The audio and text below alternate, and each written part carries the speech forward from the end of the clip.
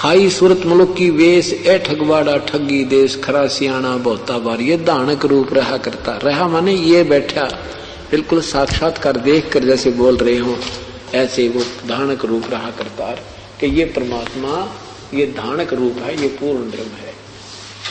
फिर उसमें नाम लिखा 721 पृष्ठ पे स्पष्ट नाम लिखा है कि एक अर्ज गुप्तम पेश तो दर कून करतार हक्का कबीर करीम तू बेऐब परवरदिगार।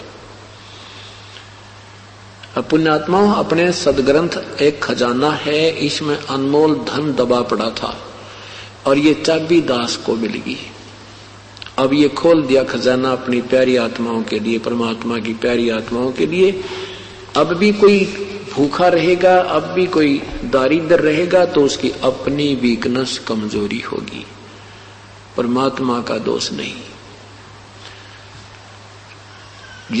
पवित्र वेदों ने सिद्ध कर दिया वो कबीर है, सह शरीर है और पापों का विनाशक, सारा दुख निवारण करने वाला और सतलोक में रहता है।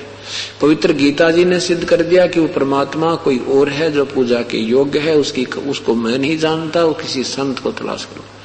ये दास आपके लिए भेज दिया परमात्मा ने बाखबर बना के, और ईब आपने देखना है। परमात्मा कहते हैं समझा है तो सिर दर पारे बहोर नहीं है ऐसा दाव।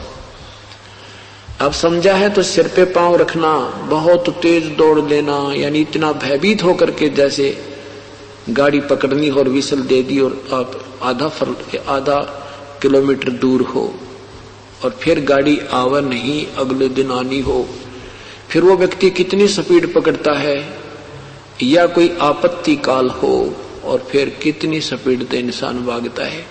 कहते इतना अब दौड़ लगा दे इस भक्ति मार्ग में, सत भक्ति मार्ग में, इस उद्देश्य से कि हे भगवान जब अब रह गए तो फिर ना पता कब जन्म होगा, मनुष्य जन्म मिले ना मिले, मिले तो ऐसा संत मिले नहीं, ऐसा मार्ग मिले नहीं, ये परमात्मा।